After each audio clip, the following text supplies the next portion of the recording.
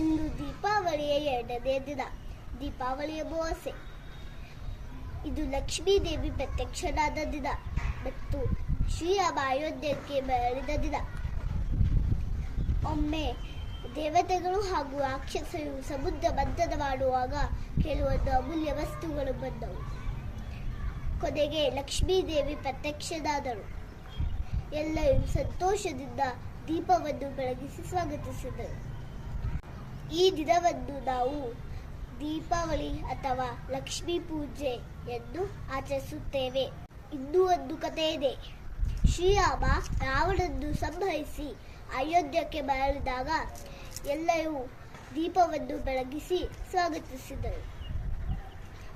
ಈ ದಿನವನ್ನೇ ನಾವು ದೀಪಾವಳಿ